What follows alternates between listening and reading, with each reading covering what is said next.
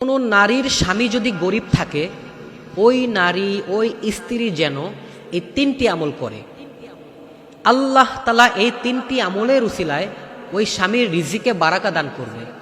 কেননা স্ত্রীর দোয়ার উসিলায় স্বামীর রিজিক খুলে যায়, স্ত্রীর দোয়ার উসিলায় স্বামীর রিজিকে বারাকা হয়, স্ত্রীর দোয়ার উসিলায় স্বামীর হায়াত বেড়ে যায়, স্ত্রীর দোয়ার উসিলায় স্বামীর পেরেশানি দূর হয়ে যায়, স্ত্রীর দোয়ার উসিলায় স্বামীর হায়াত বেড়ে যায়।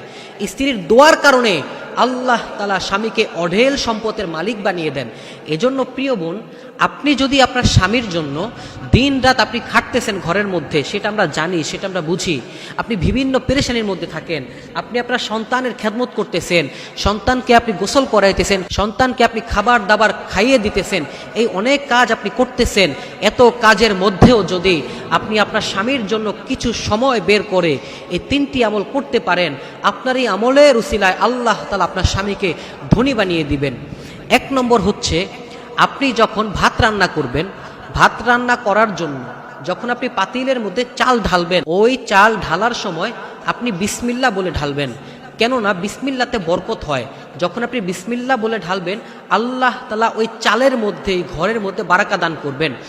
দুই নম্বর হচ্ছে, আপনি আপনার স্বামীর জন্য অধিক পরিমাণে আল্লাহ তাআলার কাছে দোয়া করবেন এবং আপনি আপনার স্বামীর জন্য আল্লাহ তাআলাকে বেশি বেশি বলবেন, আল্লাহ তুমি আমার স্বামীকে রিজিক বাড়িয়ে দাও, তুমি আমার স্বামীর রিজিকে বারাকা দান করো। এবং যেই দোয়াটি আপনি আপনার স্বামীর জন্য অধিক পরিমাণে আল্লাহ তাআলার কাছে করবেন, আমি আবারও বলতেছি, স্ত্রীর দোয়ার কারণে স্বামীর রিজিক বেড়ে যায়।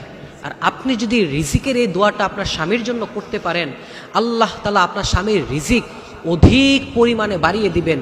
দোয়াটি হচ্ছে, রব্বি জিদনি রিজকন হালালান তয়্যিবা, রব্বি জিদনি রিজকন হালালান তয়্যিবা, রব্বি জিদনি রিজকন হালালান তয়্যিবা।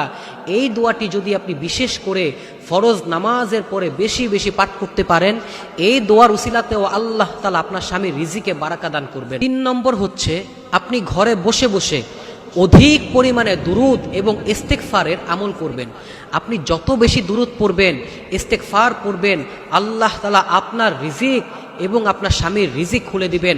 কেননা দুরুদের মাধ্যমে আল্লাহ তাআলা রিজিক দান করেন, দুরুদের মাধ্যমে আল্লাহ তাআলা বরকত দান করেন, দুরুদের মাধ্যমে আল্লাহ তাআলা রহমত দান করেন। এবং যখন আপনি আল্লাহর উপর তাওয়াক্কুল করে ইস্তেগফার পড়তে থাকবেন, এই ইস্তেগফারের উসিলায় আল্লাহ তাআলা আপনার স্বামীর রিজিক খুলে দিবে, আপনাদেরকে অঢেল সম্পত্তির মালিক বানিয়ে দিবেন। এজন্য প্রিয় বোন, 3টা আমলের কথা বলেছি, এই 3টা আমল যদি আপনি গুরুত্ব সহকারে আপনার স্বামীকে ধনী বানানোর জন্য